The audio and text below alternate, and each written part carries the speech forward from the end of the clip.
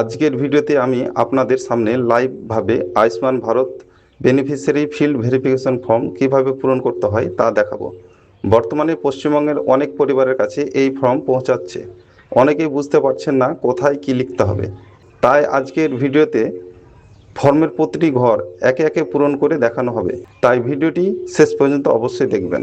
তো আপনারা এখানে ফর্মের উপরেই দেখতে পাচ্ছেন আয়ুষ্মান ভারত প্রধানমন্ত্রী জন আরোগ্য যোজনা এবং তার নিচে লেখা রয়েছে বেনিফিশিয়ারি ফিল্ড ভেরিফিকেশন ফর্ম এবং পাশে একটা স্ক্যানার আপনারা দেখতে পাচ্ছেন।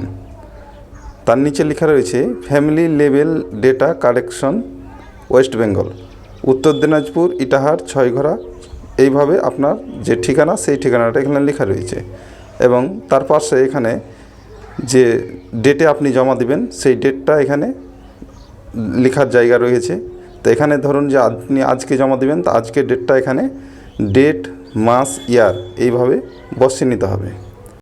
এরপরে বেসিক ডিটেলস আপনার এখানে ফিল আপ করা অটোমেটিক রয়েছে। এখানে আপনার আধার কার্ডটি শেষের 4টি সংখ্যা শো করছে, এটি মিলিয়ে নেবেন। তারপরে যে অ্যাপ্লিকেন্ট নেম, যার নামে আয়ুষ্মান ভারত হবে তার নামটি এখানে শো করছে।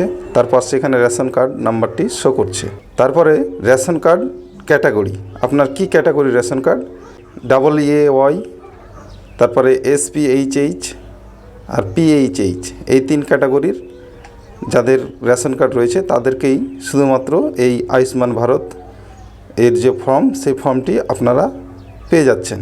তার পাশেই এখানে দেখুন যে SPHH অটোমেটিকলি এখানে টিক চিহ্ন দেওয়া রয়েছে, আপনাদের এখানে কিছুই করতে হবে না।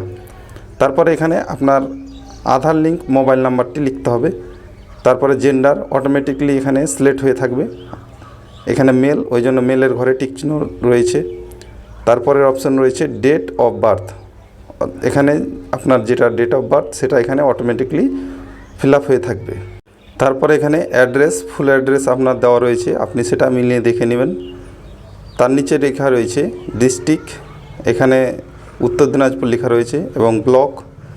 তার পাশে রয়েছে গ্রাম পঞ্চায়েত নেম, এগুলো আপনারা ঠিকভাবে লেখা রয়েছে কিনা একটু চেক করে দেখে নেবেন।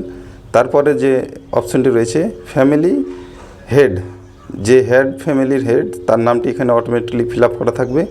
তারপরে আপনার ফ্যামিলিতে টোটাল কতজন মেম্বার সেই মেম্বারের নাম সংখ্যা এখানে বসাতে হবে এবং যার ফর্মটি আপনি ফিল আপ করছেন তার প্যান কার্ড নাম্বার যদি থাকে তাহলে এখানে প্যান কার্ড নাম্বারটি বসাতে হবে।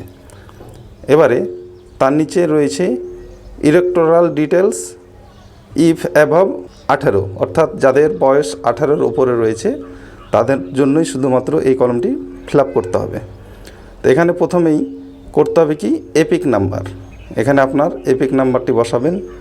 তারপরে এসি নাম্বার বসাতে হবে, পার্ট নাম্বার এবং সিরিয়াল নাম্বার, এইভাবে আপনারা এই অপশানটা ফিল আপ করে কমপ্লিট করে নেবেন। তারপরে রয়েছে স্বাস্থ্যসাথী ডিটেলস, এখানে আপনার যে স্বাস্থ্যসাথী কার্ড নাম্বার সেই কার্ড নাম্বারটা এই ঘরে একটা একটা করে সংখ্যা বসিয়ে নিতে হবে এবং তার নিচে যে রিসিভ কপিটা রয়েছে এই জায়গাটা অফিসাররা আপনাকে রিসিপ্ট হিসাবে দিয়ে দিবে। এবারে তারপরের যে পেজটি রয়েছে এই পেজেটা হচ্ছে খুবই গুরুত্বপূর্ণ। এই পেজে যদি আপনারা ঠিকভাবে ফিল আপ না করেন তাহলে কিন্তু আপনার জন্য যে আয়ুষ্মান ভারত কার্ড সেটি আপনি এলিজিবল নাও হতে পারেন। তো এখানে ফ্যামিলি ইনকাম আপনার 8 লাখ টাকা নাকি ইয়েস না নো সেটা অবশ্যই আপনাকে এখান থেকে বেছে নিতে হবে। যদি আপনি ইয়েস করেন তাহলে অবশ্যই আপনাকে এখান থেকে এই যে সুবিধা সেটি আপনি পাবেন না, তাই আপনাকে এখানে নো করতে হবে। তারপরে রয়েছে যে কোনো মেম্বার ইনকাম ট্যাক্স দেয় কি না, আপনাকে অবশ্যই এখানেও নো করতে হবে। যদি ইয়েস করেন, কেউ যদি ইনকাম ট্যাক্স দেয় তাহলে তাকে আয়ুষ্মান ভারত কার্ড দেওয়া হবে না। এক কথায় আপনি এখানে ইয়েস এবং নো এর যে ঘর দেখছেন এখানে প্রতিটা অপশনেই প্রায় নোই করতে হবে। যদি এর মধ্যে কোনো একটি অপশান ইয়েস করেন তাহলে সম্ভবত আপনারা এই আয়ুষ্মান ভারত যে কার্ড সেটি পাবেন না। তারপরে যে অপশানটি দেখতে পাচ্ছেন ডিক্লারেশন, এখানে যে চেকবক্স দেখতে পাচ্ছেন এখানে একটা টিক চিহ্ন দিয়ে আপনাকে তারপর এখানে সিগনেচার করে দিতে হবে, তাহলে আপনার ফর্ম ফিল আপ কমপ্লিট। এইভাবে আপনাদেরকে ফর্মটা কমপ্লিট করে নিতে হবে। তারপরে এখানে ফর অফিস ইউজ অনলি, অর্থাৎ এই যে জায়গাটাটুকু দেখতে পাচ্ছেন, এখানে আপনাদেরকে কিছুই করতে হবে না।